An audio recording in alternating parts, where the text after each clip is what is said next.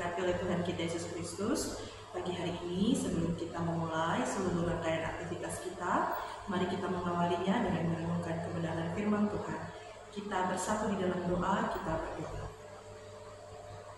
Kami bersyukur dan berterima kasih kepada-Mu ya Tuhan, atas kasih sayang dan karunia-Mu yang boleh Engkau nyatakan bagi kehidupan kami, ketika Engkau membangunkan kami di pagi hari ini Tuhan, dengan nafas yang baru, dengan kasih yang baru Tuhan, untuk kami mengawali seluruh rangkaian aktivitas kami di hari ini Bapa di sorga. Kami mau mendasari kehidupan kami Tuhan dengan kebenaran firman-Mu yang adalah jalan bagi kami, yang adalah terang bagi langkah kami Tuhan. Biarlah Roh Kudus-Mu berkarya dan bertahta di atas setiap kami, untuk kami dapat memahami kebenaran firman-Mu yang akan menjadi dasar bagi setiap kegiatan dan aktivitas kami di hari ini, maupun menjadi dasar bagi setiap aktivitas kehidupan kami. Terima kasih Tuhan Yesus, berfirmanlah, kami sedia untuk mendengar. Amin.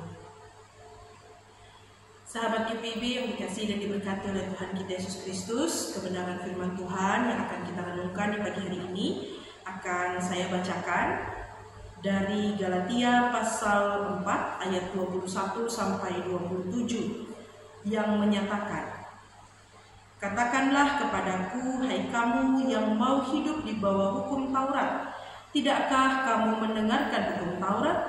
Bukankah ada tertulis bahwa Abraham mempunyai 2 anak, seorang dari perempuan yang menjadi hambanya dan seorang dari perempuan yang merdeka?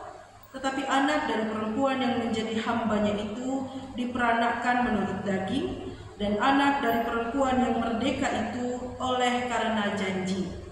Ini adalah suatu kiasan, sebab kedua perempuan itu adalah 2 ketentuan Allah. Yang satu berasal dari Gunung Sinai dan melahirkan anak-anak perhambaan, itulah Hagar. Hagar ialah Gunung Sinai di tanah Arab, dan ia sama dengan Yerusalem yang sekarang, karena ia hidup dalam perhambaan dengan anak-anaknya. Tetapi Yerusalem surgawi adalah perempuan yang merdeka, dan ialah ibu kita. Karena ada tertulis, bersukacitalah hai si mandul yang tidak pernah melahirkan, bergembira dan bersorak-sorailah hai engkau yang tidak pernah menderita sakit bersalin. Sebab yang ditinggalkan suaminya akan mempunyai lebih banyak anak daripada yang bersuami." Demikianlah pembacaan firman Tuhan bagi kita di pagi hari ini. Terpujilah Tuhan kita Yesus Kristus. Haleluya. Sahabat GPIB dimanapun berada yang dikasihi dan diberkati oleh Tuhan kita Yesus Kristus, perenungan hari ini yang mengawali seluruh rangkaian aktivitas kita berisi tentang perumpamaan yang disampaikan oleh Rasul Paulus kepada jemaat di Galatia, di mana pada masa itu orang-orang Kristen atau orang-orang yang telah menjadi percaya kepada Kristus kemudian disesatkan dengan pemahaman bahwa menjadi percaya saja itu tidak cukup. Menjadi percaya harus juga disertai dengan melakukan hukum Taurat, memberi diri untuk disunat, barulah kemudian kepercayaan itu akan membawa kebenaran dan keselamatan. Sahabat GPIB, pemahaman inilah yang kemudian menggerakkan hati Paulus untuk meluruskan pandangan mereka, untuk membenarkan kembali pemahaman orang-orang percaya yang saat itu ada di Galatia. Beberapa contoh, beberapa kiasan dan perumpamaan ia sampaikan supaya memudahkan jemaat di Galatia untuk memahami apa sih yang sebenarnya mau dia luruskan begitu. Dan salah satunya yang kita renungkan di pagi hari ini, ia pakai perumpamaan, ia pakai kiasan tentang Hagar dan Sarah, yang dimana sahabat GPIB yang dikasihi dan diberkati oleh Tuhan kita Yesus Kristus, Hagar bagi Abraham memang melahirkan anak. Abraham adalah bapa segala orang beriman. Hagar melahirkan keturunan bagi Abraham. Namun keturunan yang dilahirkan oleh Hagar karena keinginan kedagingan manusia untuk mendapatkan keturunan, untuk memiliki keturunan. Sedangkan bagi Sarah Sarah juga melahirkan keturunan bagi Abraham di usia yang sudah sangat lanjut. Sarah juga mendapatkan keturunan pada usianya yang sudah sangat lanjut, di mana bukan karena keinginan dan kedagingan manusia untuk memiliki keturunan, melainkan karena janji Allah kepada Sarah.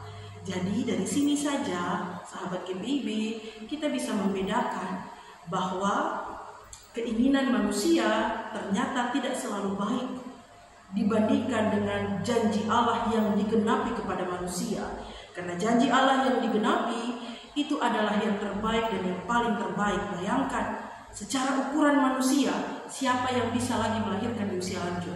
Perempuan mana yang bisa melahirkan di usia lanjut? Jangankan melahirkan, hamil saja tidak mungkin, apalagi sampai melahirkan. Namun janji Allah melebihi dari apa yang dibutuhkan, apa yang diinginkan oleh manusia, sehingga yang tadinya mustahil Allah buat terjadi. Karena janjinya, Sarah yang walaupun dalam usia lanjut mampu memberikan keturunan kepada Abraham. Sahabat GPIB yang dikasihi dan diberkati oleh Tuhan kita Yesus Kristus, ini yang Rasul Paulus sampaikan kepada jemaat Galatia pada saat itu, bahwa jemaat Galatia di saat itu dan juga kita semua yang ada di hari-hari ini, kita ini merupakan anak-anak janji atau ahli waris.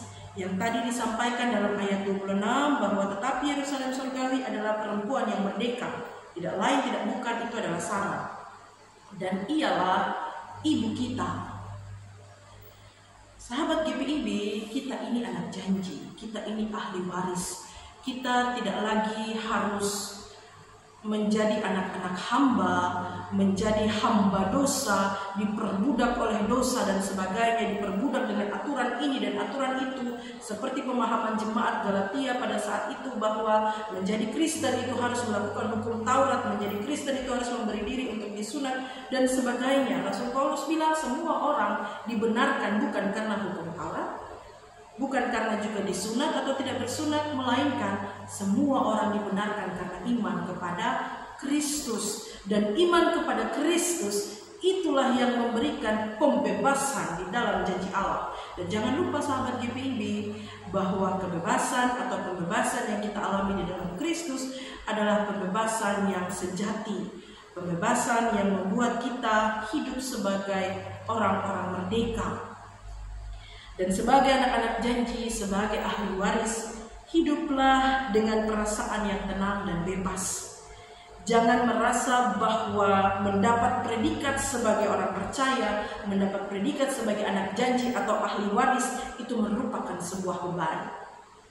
Sebagai pengikut Kristus, lakukanlah kebenaran firman dengan perasaan yang tenang dan bebas. Jangan juga kita merasa bahwa menjadi pengikut Kristus berarti kita ini tidak bebas lagi, kita ini tidak merdeka lagi. Hilangkan perasaan seperti demikian dalam hidup kita. Salah seorang pendeta GPIB yang saat ini sudah ada bersama dengan Bapa di sorga, mantan mentor saya ketika saya masih menjalani vikaris, almarhum Bapak Pendeta Roberto Wage.